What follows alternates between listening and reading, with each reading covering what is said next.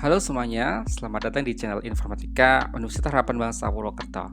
Pada seri Enlopedia Informatika kali ini, kita akan bahas apa itu profesi programmer dan dia kerjanya ngapain aja ya. Nah, kita akan bahas itu pada seri video berikut.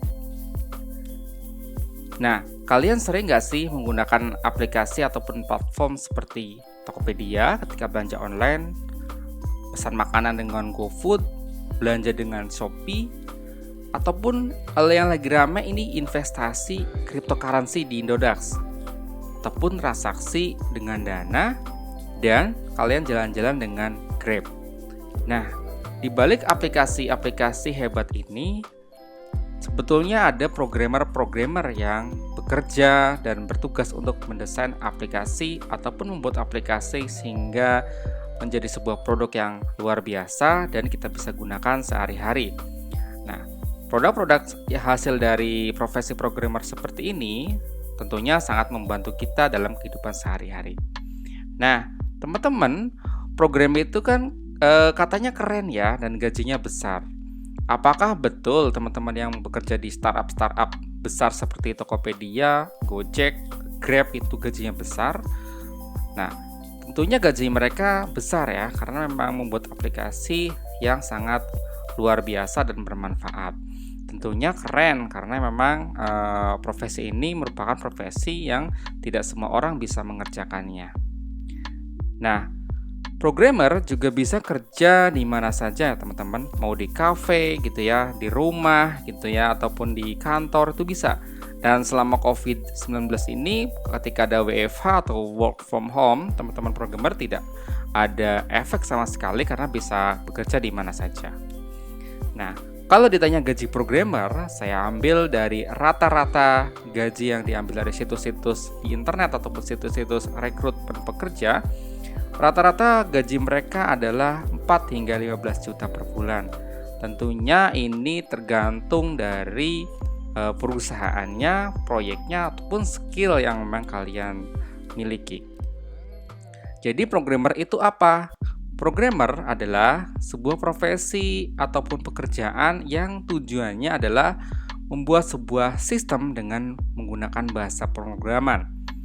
Yang dimaksud dengan bahasa pemrograman adalah bahasa-bahasa yang memang banyak berjalan untuk instruksi-instruksi komputer. Jadi yang umum digunakan sekarang ada Java, ada Python gitu ya, ada JavaScript, ada PHP gitu ya dan sebagainya. Jadi bahasa pemrograman adalah bahasa komputer ya teman-teman ya. Ini beda dengan bahasa Indonesia gitu ya ataupun bahasa Inggris. Jadi nanti sedikit berbeda. Nah, tugasnya programmer ngapain aja? Tugasnya adalah melakukan analisis kebutuhan. Sebagai contoh, jika teman-teman mendapatkan proyek aplikasi kasir, ya teman-teman harus menganalisa kebutuhan aplikasi dari transaksi masuk, transaksi keluar, mencetak, dan sebagainya. Itu harus dianalisa. Lalu, kalau sudah dianalisa, teman-teman merancangnya dan dibuat model sistemnya seperti apa dalam bentuk flowchart.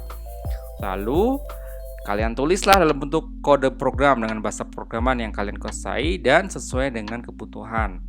Lalu dilakukan debugging program, ya, dijalankan programnya sampai proses pengujian ataupun testing program hingga mendapatkan aplikasi yang sesuai dengan kebutuhan perusahaan.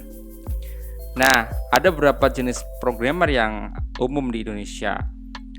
Ada programmer website, ya, membuat website, ada programmer aplikasi ataupun mobile apps gitu ya, seperti aplikasi Android, aplikasi iOS gitu. Lalu ada programmer hardware ya, terkait dengan elektronika seperti IoT gitu ya ataupun robotika. Nah, sebagai seorang programmer, apa sih yang harus dikuasai? Tentunya harus paham algoritma ataupun pemahaman tentang bagaimana kita memecahkan sebuah masalah logika dan sedikit matematika. Bukan sedikit ya, tapi banyak ternyata ya dengan pemahaman matematika. Jadi teman-teman harus paham ilmu matematika.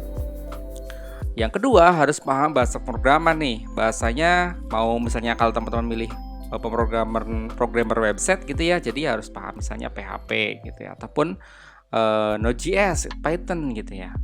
Lalu paham jaringan komputer karena nanti akan tersinggungan dengan internet.